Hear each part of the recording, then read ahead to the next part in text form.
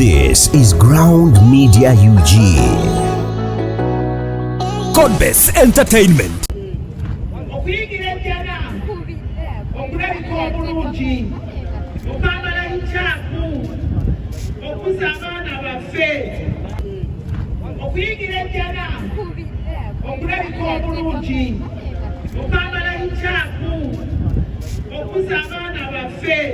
Alifa Haruna oliwa alifa tuka kona awe alifa na ye kunya mwacho ngalo zake tunamialo sisi na wakasema nyamo esewa wenda kusoma Alifa Haruna esewa anjalilize hajati tunamialo hajati Aisha makuya nawe tusajishe kwa mama matufuleke tekelo kwa Saudi Arabia hajati Aisha makuya tusajishe ndio mwini dala kumiranga tunawako Uratun tukshaf. It's a kind of nakedness that is discoverable. Bw'olaga ko omukono yenna agenda okulaba omukono ogwo ojja creating a need alabe ekisukka omukono. Bw'omulaga enviiri ng'omubiri gw'omukyala yenna alaba enviiri ezo amagezi gamugamba naddala nga musajja tindagaako ekisukka ku nviiri kiyinza obba kisinga kyennaakalabako eyo kiri ku mubiri gwo ng'omukyala. Ekitende ekyokubiri awuratun tusaf, omubiri gw'omukyala gwe mubiri gwokka ogulina obwereere nga bwe bwangu bwokka obw'okugudescribinga. Muwulira abayimbi nga batagala okuwandiza abakyala basobola okubula ekyokubawaanako mwe mulowooza. Bwakuwaana ku nviiri n'oggwamu, bwakuwaana ku matu n'oggwamu, bwakuwaana kasusu n'oggwamu, kiri ku mubiri gwo. Ebyaffe biri limited. N'akasemberayo ddala awuratun tultafatu ilaiha, omubiri gwo gulina obwereere nga gusika attention kasita buba nga buli exposed.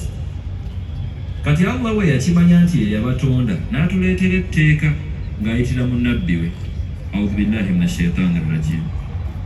Ya ayyuhan nabiy, owange gwe nabbi wange, emyaka 18 giyiseewo ng'oyigiriza abantu okubeera ab'empisa, oyigiriza abantu okwekomako, oyigiriza abantu okuba nga bali respectful.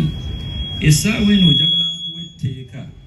Qul li azwajika, yogerako ne bakyala bo, wa banatika, n'abaana abawala abato, wa nisaa'il mu'minin, n'abakyala bonna abaabakkiriza, yudenina alayhinna min jalabibihinna, baprioritizinga okubikako ku mibiri gyabwe kubanga olwo sensitivity y'emibiri gyabwe kigenda kubayambako.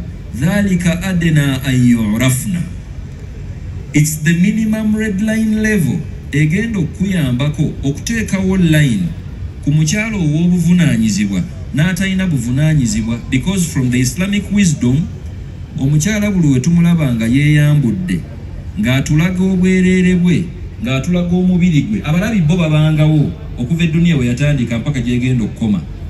Naye ffe kyatukolera abaatutegeeza nti ndi desperate, siina nnyo character wise, I'm not rich character wise, ekiyinza okunkolera kwe kubanga kankulage ku kisambi, kankulageko ku kifuba, oba oli awo ndabemu obukulu bwange. Kati Allah kwe kutegeeza nti dhalika adena, bwe munaabikka jilbaabu mubiri nga ogubisse gwonna, olw'okuba sensitivity nti omubiri obwereere busobola okutendebwa, ye hijabu gy'oyambadde. Oyambadde olugoye nga lunene, olugoye nga lukubikka wenna, olugoye nga lukubikka obwereere bwo. Ffe nga tugamba nti mwebale nnyo kutukiikirira ng'Abasiraamu.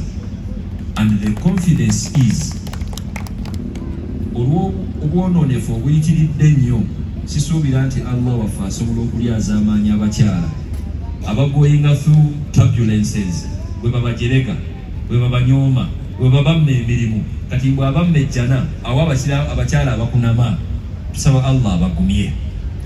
Ensonga esemberayo ddala, Allah teyalekayo basajja kuba yakimanya nti abasajja balaba nnyo. N'avaamu aya entuufu nno ddala mu Suratun Nur nti abasajja bonna abeeyita abakkiriza yaghuddu min absaarihim, bagambe bakendeeze ku maaso gaabwe, kubanga baba batakendeeza maaso nga babalaba mmwe, baagala okulaba obwereere bwammwe. Wayahfadhu furujahum, amaaso gano bwe gaba nga tegalina disipulini yakwekomako, n'obwereere bwabwe bagenda buteeka in play, bwe bwenzi obuyitiridde obwo. Dhalika azka lahum, ekyo kyokka abasajja bwe banakiteeka mu nkola nga barespectinga abakyala obutabamanyiira n'obutalaba nnyo nga bakendeeza ku maaso gaabwe, kigenda bafuula abasajja abali pure. Mazima Allah amanyi abasajja byonna bye bakola. Olwa aya ezebbiri njagala okumaliriza ebigambo byange n'ensonga bbiri. Ensonga esookera ddala, hijab is a journey, it's not the destination. Islam prevailed for 18 years. Islam prevailed for 18 years, and that's when hijab was made compulsory. Meaning, if you're good mathematicians, nabbi ng'etteeka lya hijab limaze okukka yali wangayiramu emyaka 5 n'afa, naye tekyategeeza nti baali bakunama before that. N'akasemberayo ddala hijabu mugisusseemukko, mugijje kwambala kokka. Kiswazaamu omukyala ayambala hijabu ng'oli wa lugambo, kubanga hijabu kitegeeza bikka. Kiswazaamu omusajja ayambadde nga omusiraamu bwe bumulagira ate naawe mulaba. Kiswazaamuko omuntu alina ebyama by'abantu, hijabu gigaziye obike ku bintu eby'omulamwa mu bulamu bwo, tolina kwanika buli kimu. That is the concept of Islam. Nga tugamba nti omusiraamu bw'anaabika obwereere bwe n'amatira ataabisse, abikke n'ebyomulabo mu bulamu bwe, abeere omuntu obw'obuvunaanyizibwa in that angle. Nkakasa nti Allah asobola okuba nga atusasulamu obulungi bwereere. Njagala okumaliriza ebigambo byange nga mbeebaza. Mwebale kutatuswaza, mwebale kuweesa busiraamu kitiibwa. This means a lot, okubanga abakyala abasiraamu muyo. Naye n'abaami concept ya hijabu nabo batwalako n'ekisemberayo ddala. Hijabu y'obusiraamu esukka entegeera ey'okubikka obwereere kyokka n'egendera ddala deep mu mpisa, kubanga hijabu kitegeeza okukuuma ekyettendo ky'olina, okubikkako obuziina bw'olina ku mubiri, mu nneeyisa, mu nkolagana n'abantu abalala. Mu ddakiika ennya zensigazza nina aya 2. Katonda yatonda abakyala n'abaami, yakimanya nti omubiri gw'omukyala guli sensitive, tegulinga mubiri gwa musajja. Ekikyatagaza abantu obwagazi bwabwe ne immoral levels okubanga ziri waggulu ye reality nti badduka nnyo obutategeera concept ya busiraamu bwe kijja ku kwebikka. We all know what is happening today in the world. Hijabu yokka eyina abalabe abayitirivu globally. Abaana abambala hijabu mu societies bayina threats ez'enjawulo okubaboola because of whatever negative is attached to the cloth.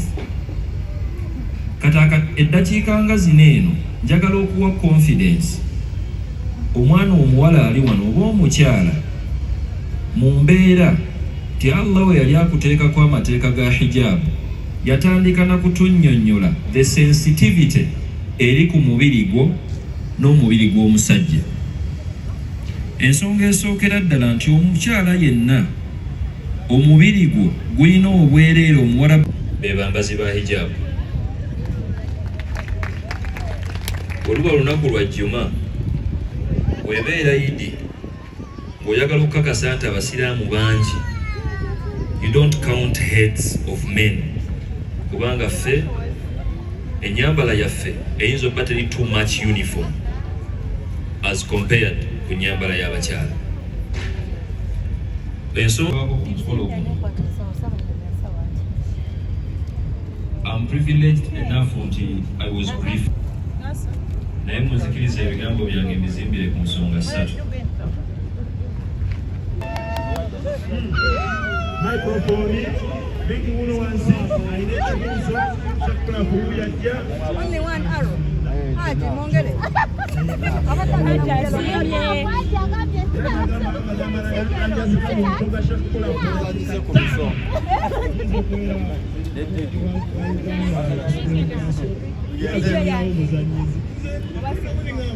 Pakaza feza Qur'an muda chika 5 olutufune pano y'abakyala okubasembyayo kabadde kakodyo bantu bavunanyizibwa nnyo betwabayitidde bogereko erimmwe ye pano yaffe enkulu ne Mawulana nabo batuuse tukikubire mu ngalo ez'amaanyi basebo ne banyabo badde ntegeeza nti batuuse mu lujja lwabwe bafuluma. Salamu alaikum. Raini ne Mawulana basebo Samik nfunira akaswida ennungi endeetere abalungi abo wamu ne Shakbula kujja batuule ku pano yaabwe wabula mu kaseera mwe bali mu kutuulira ku pano yaabwe nga bwe beetegeka mu bigalu bindi tumukubire mu ngalo ez'amaanyi agati okubya shaliya mashallah tabarakallah omuganda agamba yagaliza ofune ate kakuwa omutwalo mpeetaano giriwa. Salamu alaikum. kwetega Allahu akbar. Salamu alaikum. Balikikola omwana wo naye ekyana ekyo ekyana ky'omukazi ekyo balikikola ne ku mahale kale MC mu kaseera kano bakadde bange abalungi mukiza tugenda tambula bwe tuti essebo ngenda kusaba abakyala abalungi abagenda okututuusaako ebigambo byabwe ebirungi nga bakulembeddwamu Hajjati Hatima Nalugwa, Hajjati Zaituni Kachama, Hajjati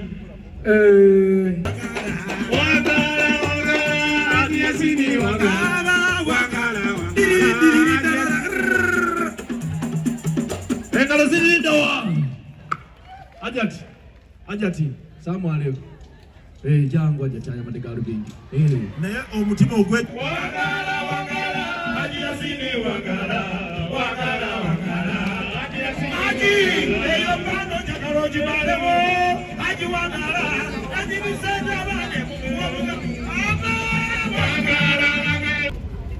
kyemwagala naye tewajja kiboogerera bali banyiga naye mwefuula nti muyange sibiyoni mwali kati mugende mukolemu kontenti mugende mumukolemu omutundu kafiri yayogera nammwe we muli obadde ano musirise naye tali obadde erikuba mwenna nga mukola ki. Why do you oppress people? Just tell them mugezeeko kuba control nga bagezeeko kubanga gye tunaakoma okubanyigiriza gye mugenda okukoma okweyongerayo n'okukyawa obusiraamu. Mwabavubuka muddeyo mwagala abakyala bammwe mubayita bibbabi bw'aba ayagala okuwuliriza ku kadongo akamuggyako stress omuba nga muli babiri mujja nanga mukinnyonnyola ekizibu kiri ludda wa rather than to criticize me. Nga tetugenda bayita bakafiri much as we understand nti nekigambo bukafiri kitegeeza mutakkiriza naye society yakifuna bula we are not going to use it. You are part of us. Mwabaze wano bakama bamwe si basiraamu. Why do you have the narrative nti n'omusiraamu yalina okubanga akolagana na musiraamu munne? It's a diverse world. Fenna tugenda kubanga tukolagana wamu. Omuntu yenna akugamba ati ogenda kubeera musibe, ogenda kubeera ewantu wamu, alina kyakulimba. Yasoma kimu era n'obwongo bwe yabuleka. Ono Shamimu olwaleero akola na kasuku. Bw'atuuse wano lwaki mukubye engulu ng'abalala temubakubidde? Mugezaako okuopressinga abantu but you know nti abantu bamanyi kye baagala. Bano abaana be tulina abazaaliddwe mu 9 abadde mu Jemeka ne boonayagala otya. Ground TV, 100% entertainment.